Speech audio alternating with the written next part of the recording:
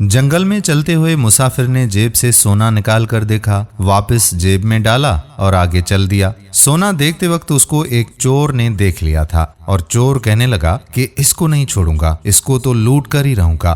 थोड़ा आगे चलकर चोर मुसाफिर का रास्ता रोकते हुए कहने लगा कि लगता है कि मुसाफिर हो, कहाँ जा रहे हो? मुसाफिर बताता है कि यहीं पास ही जा रहा हूँ। चोर कहने लगा कि जगह का कोई नाम भी तो होगा। वो कहने लगा हाँ, मैं फाटक तक जा रहा हूँ। चोर कहने लगा कि अच्छा, फाटक टंडो वाला? कहने लगा हाँ हाँ, वहीं जा रहा हूँ। चोर कहने लगा कि मैंने भी वहीं जाना है, चलो साथ में ही चलते हैं। पहले मुसाफिर बोलता है कि नहीं नहीं, तुम अपनी राह चलो और मैं अपनी। लेकिन चोर उससे कहने लगा कि घना जंगल है और कहते हैं कि यहाँ चोर डाकू भी होते हैं जो बंदे को लूट लेते हैं। इस पर मुसाफिर मान गया और दोनों सफर के लिए एक साथ रवाना हो गए। 3 घंटे तक चलने के बाद एक जगह पहुंचकर चोर कहने लगा कि अरे भाई, 3 घंटे से चल रहे हैं, यहाँ थोड़ा सा आराम कर लेते हैं। मुसाफिर कहने लगा कि नहीं यार, मुझे घर जल्दी पहुंचना है। चोर कहता है कि शाम तक पहुंच ही जाएंगे, थोड़ा आराम कर लो, थकावट हो गई है। दोनों एक दरख्त के नीचे बैठ गए।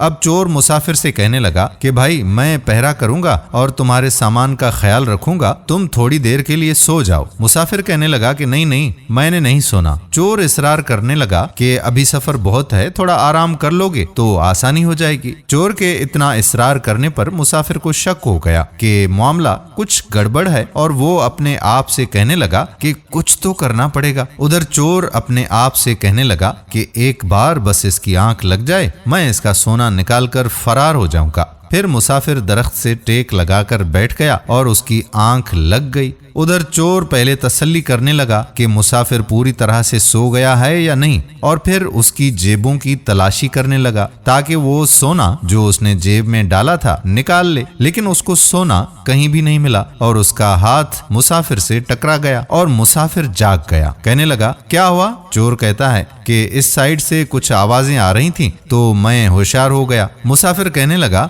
कि अच्छा, अब तू भी थोड़ा सा आराम कर ले, थोड़ी देर आंख लगा ले, उसके बाद सफर जारी करते हैं। चोर कहने लगा कि नींद कैसे आएगी, 3 घंटे फजूल का सफर किया। मुसाफिर हैरानगी से पूछने लगा कि फजूल का सफर क्या मतलब? चोर टेक लगाकर कुछ देर के लिए आराम करने लगा। सोने के बाद जब उठा तो दोनों सफर पर रवाना हो गए। काफी चलने के बाद मंजिल के करीब पहुंचकर चोर कहने लगा कि लो भाई, मंजिल पर पहुंच ही गए। फिर मुसाफिर से कहने लगा कि अपना सामान चेक कर लो, कहीं किसी ने तुम्हारा कीमती सामान निकाल ना लिया हो, कहीं सोते वक्त कोई हाथ न मार गया हो। मुसाफिर कहता है कि नहीं, इसकी जरूरत नहीं है। लेकिन चोर कहने लगा कि मेरी तसल्ली के लिए देख लो भाई। मुसाफिर अपनी गठरी खोलता है। चोर जल्दी से कपड़े उलट पुलट करता है, लेकिन सोना उसमें भी नहीं होता। फिर वो मुसाफिर से कहता है कि भाई, मैं एक हकीकत बताऊं, मैं एक चोर हूँ। तुम्हारे पास इन कपड़ों के अलावा सोना भी था, वो सोना किधर है? तुम सोए तो मैंने तुम्हारी सारी जेबें देखी, उनमें भी सोना नहीं था। तुमने सोना कहाँ छुपाया है? मुसाफिर कहने लगा कि भाई, तूने जिस वक्त मुझे सोने का कहा ना, तो मुझे शक हो गया था